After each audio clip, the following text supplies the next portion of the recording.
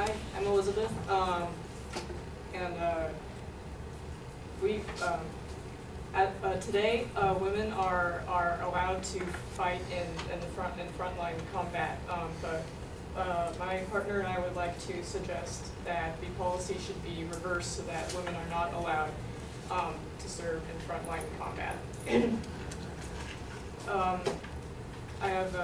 We have several reasons for believing this. First of all, on average, women are not as physically capable of serving in combat as men are, and another thing is that women have a different hormonal makeup, which causes psychological complications, and another thing is that the presence of women in the military has led to numerous cases of sexual harassment by their fellow male soldiers.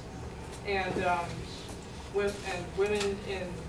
having women in combat also creates a distraction for the male soldiers.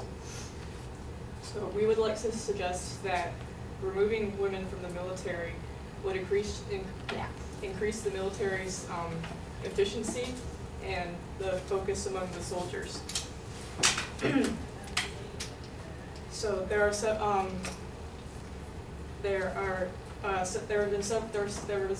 have been several studies that that suggest that women are not physically fit to serve in combat. Scott Simon from NPR News interviewed Kathleen Parker, who said women are 5 inches shorter on average. They have half the upper body strength of men. They have lower aerobic capacity. They have 37% less muscle mass. They have lighter skeleton and are prone to more stress fractures. Even though there are exceptions to this, there are some women who can be stronger than a weak man. However, this doesn't mean that it would be difficult to go through all the women who wish to serve in the military to find the ones who are eligible for the military, and most women would have to be turned down. Kingsley Brown from the U.S. News and World Report said the British military determined that only 1 in 100 trained female soldiers had the physical capacity to function in infantry and arms. Assuming that British women aren't that much different biologically from American women,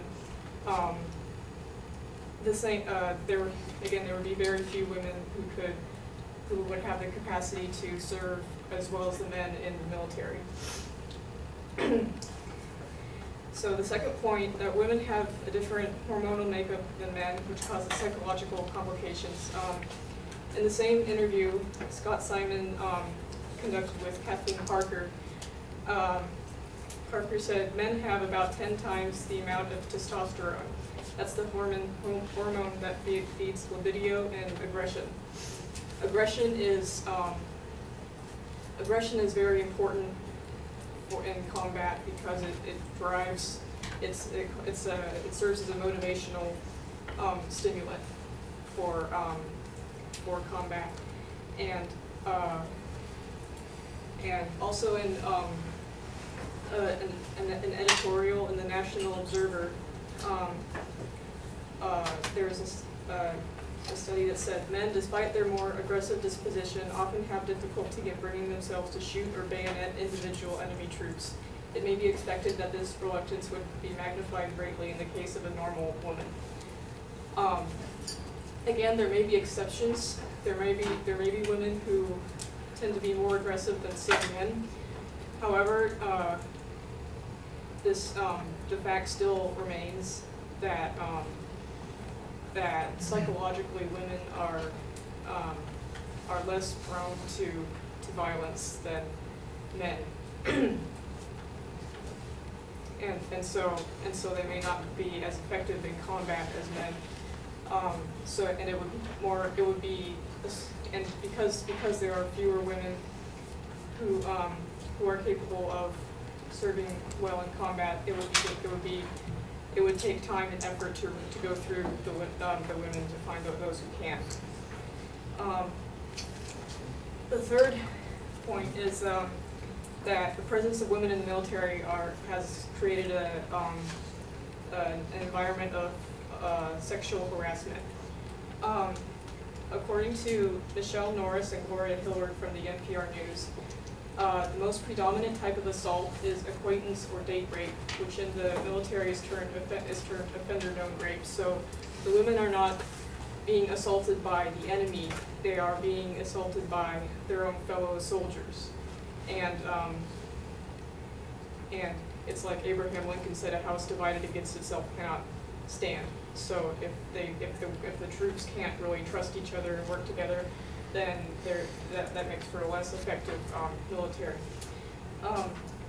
In addition, having women in the military is a distraction for male soldiers, and not just because they're there for rape. According to Kelly Bokar-Vlahos from the Greenhaven Press, in the 2005 scandal at Camp Bucca, sergeants were accused for lending their rooms for sex parties.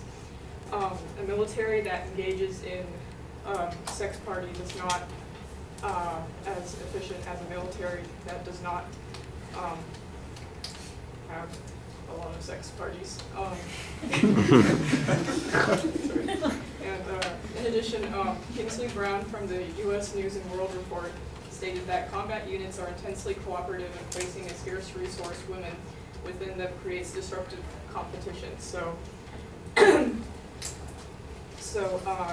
I would like to argue that if women were removed from the military, then the temptations of rape and sexuality would be removed, and the women would not have to keep up with the men physically, and they would not have to keep up with the men emotionally as far as the aggressive disposition goes.